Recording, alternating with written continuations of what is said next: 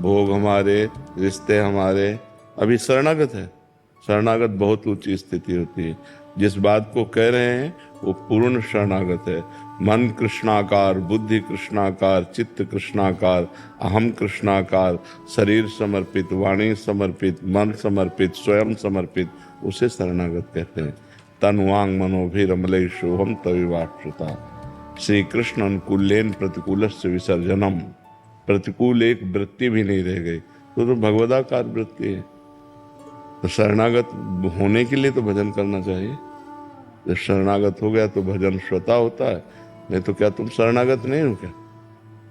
हमें उच्चारण शरणागत हो क्या? निरंतर भजन होता है? ईमानदारी से बताओ। जितना प्रभु करवाए। निरंतर भजन, इसमें प्रभु करवाने की बात हो तो केवल दैन्यता की बात होती है। ईमानदारी से बोलो, प्रभु के सिवा चिंतन में और कुछ आए ना, निरंतर भजन। अभी प्रश्न ही नहीं होता। अगर निरंतर भजन होता तो प्रश्न ही नहीं होता। उठते बैठते चलते फिरते खाते पीते भगवदाकार वृत्ति, हमें प्रश्न की जरूरत क्या है? तो जब तक हमारा सर्वस्व समर्पित नहीं हो जाएगा तब तक वही हमें दुख देगा, वही हमारे चिंतन में आएगा, वही हमारे शोक का कारण बनेगा। हमें पूर्ण समर्पण करना है, तब के लिए हमें निरंतर भजन करना है। विनय पत्रिका में गोस्वामी जी ने एक पद में लिखा, प्रिय राम नाम कैसा कि राम भी उन प्रिय न लगे। ऐसा राम नाम प्रिय लगे कि राम भी राम नाम के बराबर प्रिय न लगे। अर्थात अगर हम नाम जप करें, भगवान सामने आ गए तो नाम जप नहीं छोड़ेंगे, भगवान चाहे चले जाए। इतना प्रिय भजन होता है शरणागत का। अभी हमारी स्थिति कहाँ है? अभी हमारी स्थिति जगत में ही है, जगदीश में नहीं है। हर समय भगवदाकार वृत्ति, जिसमें किंचन मात्र न कोई स्त्री न पुरुष, सिया राम में सब जग जान। सारा जगत जिधर दृष्टि डालो सिया राम ही सिया राम दिखाई दे रहे। अभी वो स्थिति थोड़ी। शरणागति के लिए महापुरुषों के वचनों का सदुपयोग करे, दुरुपयोग न करे। जब हम तो शरणागत है, शरणागत को तो भजन करना नहीं, तो हमारी इंद्रियां, हमारा मन ये विषयों में चला जाएगा और हमारे द्वारा कुमार्गगामी प्रवृत्तियां होने लगेंगी। शरणागति तो दूर रही, नरक की प्राप्ति होगी। शरणागति का मतलब है अनन्यस चिंतयन्तो माम, अन्य चिंतनहीन हो। शो अनन्य गति जाके असमत न टरे हनुमंत, मैं सेवक सचराचर रूप स्वामी भगवंत। ये स्थिति चौपाई दोहा याद कर लेना। हम जैसे याद करके बोल दिए, आप याद करके बोल दिए, ये अलग बात है। स्थिति, इस स्थिति के लिए निरंतर नाम जप, कोई और साधन नहीं, निरंतर नाम जप। महाराज जी, जैसे नाम जब कोई भी क्रिया हो रही है उसके प्रति ये है कि जैसे महाराज जी कह रहे हैं कि कोई भी क्रिया हो रही है तो ऐसा लगता है कि राम जी करा रहे हैं, राम जी चल रहे हैं, राम जी खा रहे हैं। लेकिन इसमें ये देखना है कि असत क्रिया नहीं, असत क्रिया। कह रहे संदेह बना रहता है कहीं मैं अपने विषय भोगों की प्राप्ति के लिए राम जी का आश्रय तो नहीं ले रहा है। प्रतिकूलस्य विसर्जनम, प्रतिकूलस्य विसर्जनम। अभी शरणागत नहीं हुए, नहीं ये बात नहीं आती कि कहीं मैं, यह है संशय, कहीं मैं राम जी की आड़ में भोग तो नहीं भोग रहा हूं। कौन मैं बचा? मैं कौन बचा? शरणागत कौन हुआ? मैं कहीं राम जी की आड़ में विषय भोग न कर रहा हूं तो आपका शरीर, आपका मन, आप तो शरणागत कौन हुआ? इसीलिए हम कह रहे थे अभी कि अभी शरणागति नहीं हुई। जिस शरणागत की बात होती, जैसे चेहरा देखने से पता चल जाता है पीलिया रोग है कि नहीं है नेत्रों से, ऐसे ही पता चल जाता है शरणागति की स्थिति दर्शन मात्र से। तो इसलिए ईमानदारी से भजन करो, भगवान को भोग लगा के भगवान की सेवा पात्र शरीर में भोजन पाओ, धर्मयुक्त भोग करो। जैसे पत्नी है, परिवार है, धर्मयुक्त भोग करो भगवान का प्रसाद समझकर। और नाथ सकल संपदा तुम्हारी, मैं सेवक समेत सुतनारी, ये सबके लिए है। मतलब आपके ना पत्नी परिवार हो तो जिसके पत्नी परिवार हो, धर्मयुक्त भोग भोगो, धर्म विरुद्ध भोगों का त्याग करो और निरंतर भगवान का नाम जप करो। बड़ा मंगलमय जीवन हो जाएगा। भगवान की शरण होना अत्यंत आवश्यक है। पता नहीं कब कौन सी घटना घटे। अभी जैसे वो सुनाना, वो जहाज में, हवाई जहाज में, आप सोचो जिंदा आदमी कैसे जला होगा। थोड़ी देर मन लगाओ, थोड़ी देर अपने को वहां हाजिर करो कि जिंदा हमारे ऊपर पेट्रोल गिरे, हमारे पूरा शरीर जिंदा जलना, मतलब जिंदा जलना, बेहोशी में जलाते जला होश में जलना, कितना भयानक दुख, कितना भयानक कष्ट। तो वो उनके लिए नहीं है, वो हमारे लिए भी है। हम भी कभी किसी दुर्घटना में ग्रस्त हो सकते हैं, हमारा भी कुछ हो सकता है। इसलिए भगवान की शरण, भगवान का नाम जब जितना कर लो, नहीं कब यहाँ से पत्ता साफ हो जाए कुछ पता नहीं। जा रहे हैं, दिल फेल हो जाए, एक्सीडेंट हो जाए, कुछ भी, आप आराम से जा रहे हो, गाड़ी आई रौंद के चली गई। कितने ऐसे केस होते हैं, कब कहाँ कौन। अच्छा, हवाई जहाज वाले तो जल गए, लेकिन जहां हवाई जहाज गिरा वहां भी तो लोगों की हानि हुई होगी। अब वो अपने आनंद से कोई खा रहा है, कोई पी रहा है, कोई घूम रहा है, कोई बात कर, कब कहां क्या हो जाए, इसका नाम मृत्यु लोक है, बड़ा भयावह है। इसलिए भगवान का नाम जप करना अत्यंत आवश्यक है। वो जिन्होंने गर्भ में रक्षा की वही हमारी सर्वत्र रक्षा कर सकते हैं, दूसरे की सामर्थ्य नहीं है। भगवान का नाम जप करो और भगवान के आश्रित रहो और नाम जप करके पाप को नष्ट कर दो, नहीं बहुत दुर्गति। इसीलिए हम प्रार्थना करते हैं, शराब मत पियो, मांस मत खाओ, हिंसा मत करो, दूसरी बहन बेटियों को मत परेशान करो। नहीं, ये जब कर्म तुम्हारे सामने आएगा ना तो कुछ नहीं कर पाओगे। इस भयावह संसार में बचा सकते हैं तो भगवान बचा सकते हैं। हम चैन से जन्म लिए, चैन से मर जाएं और भगवान को प्राप्त हो जाएं, यही मनुष्य जीवन का लाभ है। हमने जो शास्त्रों में पढ़ा कि जैसे बड़े गजराज के गले से माला छूट जाए, उसे पता भी ना चले, ऐसे भक्तों का शरीर छूटता है जो भगवान का भजन करते हैं, भगवान के चिंतन में आनंदमय कीर्तन करते हुए भक्त घेरे हुए, शरीर छूट रहा है, जय जयकार, अंतिम मृत्यु का महोत्सव। अच्छा, लोग हमसे पूछते हैं कि जो लोग सांसारिक उन्नति को प्राप्त हो रहे हैं, भजन नहीं कर रहे हैं, वो भी तो सुखी हैं। चंद मिनट के लिए, परिणाम नहीं, परिणाम उन्हीं का सुखमय होगा जो भगवान का नाम जप करते हैं, धर्म में चलते हैं, जीवों पर दया करते हैं। आध्यात्मिक बैलेंस शीट अच्छी करनी पड़ेगी। हाँ बिल्कुल बिल्कुल, बिना आध्यात्म बैलेंस शीट नहीं, हाँ भौतिक उन्नति कुछ नहीं है, क्योंकि परिणाम हमें देखना। परिणाम में क्या है, इस शरीर को तो नष्ट ही होना है, तो इस शरीर के लिए हम पाप क्यों करें। इस शरीर से हम भगवान की शरण में हो, भगवान का नाम जप करें, अच्छे आचरण करें। जी यश पंडित जी। राधे राधे।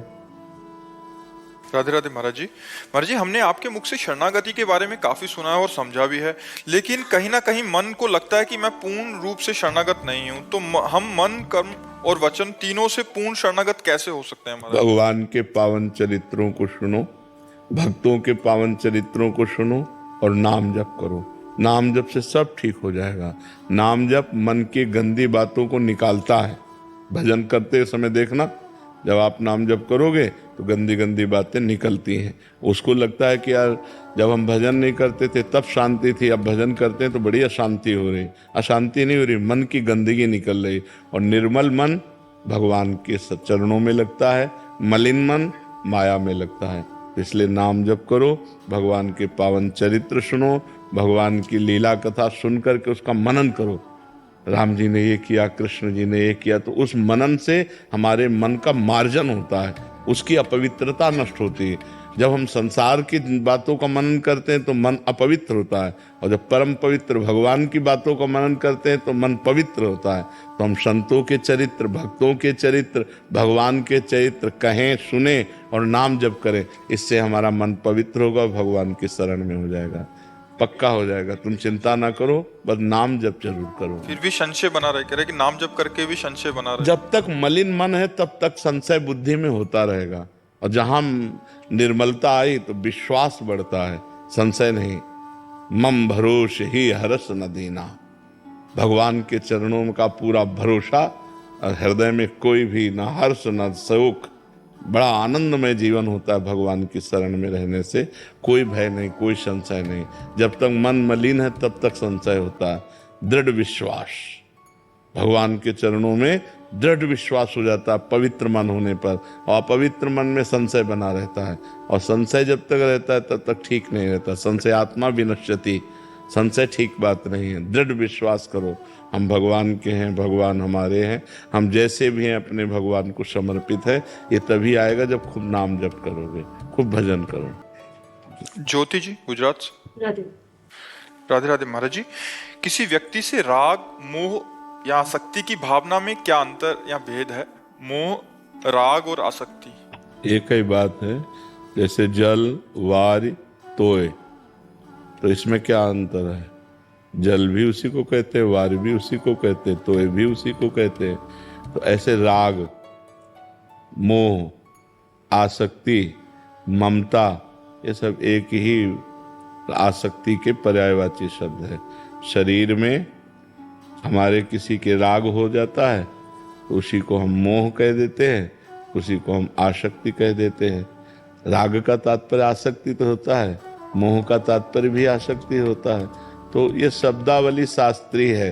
जैसे कहीं हम जल शब्द का प्रयोग कर दिया, कहीं वारी शब्द का प्रयोग, कहीं तोय शब्द का प्रयोग कर दिया, तो बात एक ही है। वही राग है, वही आसक्ति है, वही ममता है, वही मोह है। जो भगवान से विमुख है उन्हीं में ये दोष रहते हैं।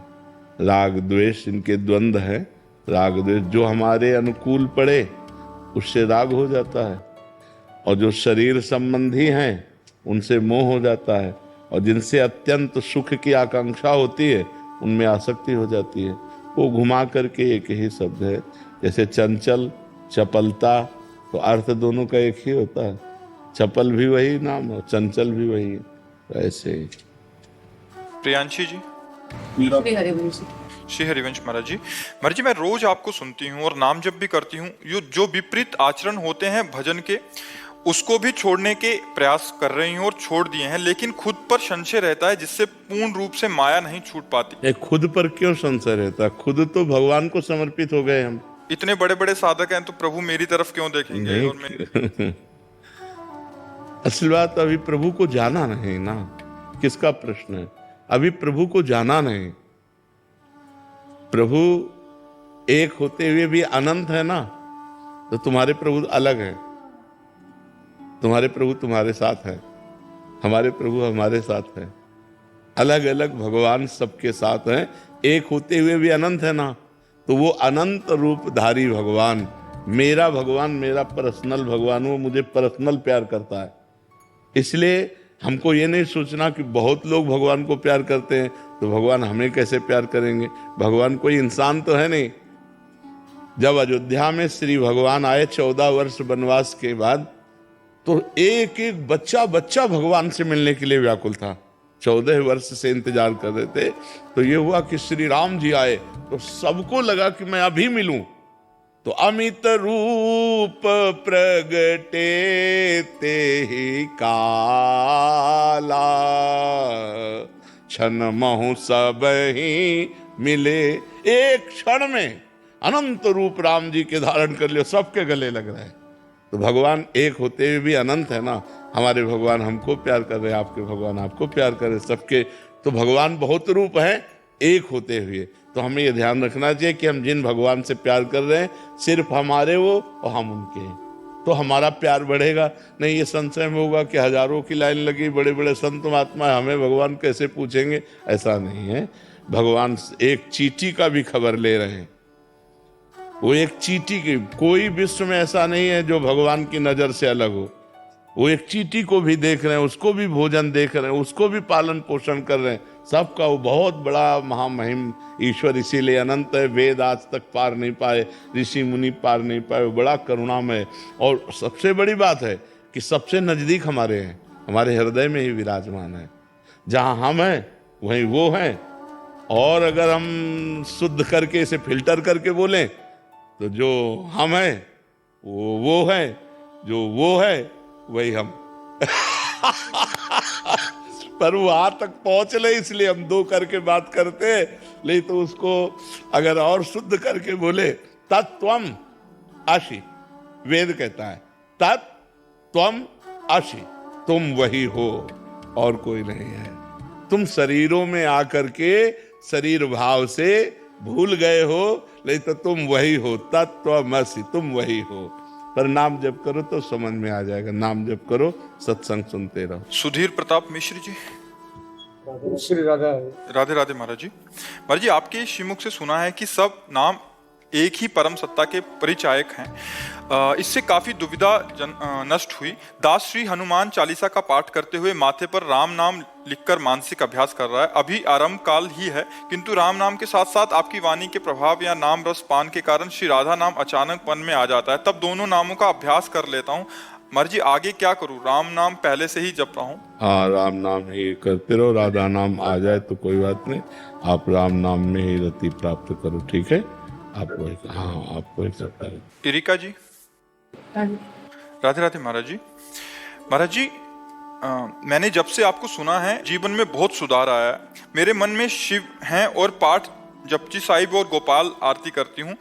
और महाराज जी, ये पूछना चाह रहे हैं आगे कि अगर आप दूसरे देश में रहते हैं तो क्या जब वहां सूरज निकलता है तो उस वक्त का ब्रह्म मुहूर्त माना जाता है? हाँ, वही जहाँ हम जिस देश काल में रहते हैं उसी के अनुसार हमारी साधना आराधना होती है। और वहाँ जिस समय सूर्योदय होता है वहीं उस समय प्रातः काल मानिए और उसके अनुसार कीजिए। जैसे हम अपने यहाँ सूर्योदय और सूर्यास्त का संध्या वंदन करते हैं, ऐसे जहाँ सूर्योदय हो जहाँ अस्त हो वहाँ वैसे करना चाहिए। एक देश से दूसरे देश में अंतराय तो होता ही है, समय का अंतराय होता जरूर होगा। अपने देश में ही पूरे देश में समय का अंतराय पड़ जाएगा, फिर अन्य देशों में तो पड़ ही जाएगा। तो जहाँ जिस समय प्रातः काल होता हो वहाँ प्रातः वंदना सायं वंदना अपने समय के अनुसार करें। नेहा त्यागी जी। श्री हरिवंश। महाराज जी, आप कहते हैं कि श्रीमद् भागवत पुराण में लिखा है कि सत्यम शौचम दया दानम और भोजन का सुधार हो तो ये पांचों नियम अगर जीवन में उतारे जाएं तो गर्भस्थ शिशु पर इसका असर होता है। महाराज जी, हाँ ठीक बात है। सत्यम, हाँ, शौचम, दया और दानम और हाँ, भोजन का सुधार। हाँ बिल्कुल ठीक है। लेकिन सत्य क्या है? भगवान। इसलिए भगवान का नाम जप करो। शौच क्या है? पवित्रता, शरीर की पवित्रता, मन की पवित्रता। जिस दिन से गर्भस्थ शिशु आ जाए, ये पता चल जाए कि हमारा गर्भ धारण हो गया, उस दिन से ब्रह्मचर्य से रहे। ये परम पवित्रता। व्यभिचार न करे, भोग न करे। जब तक बालक प्रकट न हो जाए और योग्यता ना जाए तब तक ब्रह्मचर्य से रहे। लेकिन ऐसा कौन रह पाता है? अगर अपने बच्चे को बुद्धिमान, बलवान और भक्त बनाना है या राष्ट्र भक्त बनाना है तो आपको ये नियम लेना पड़ेगा कि जिस दिन से गर्भ रह जाए उस दिन से ब्रह्मचर्य चालू कर दे। पति पत्नी दोनों ब्रह्मचर्य का पोषण करें जब तक वो बालक जन्म ना ले ले।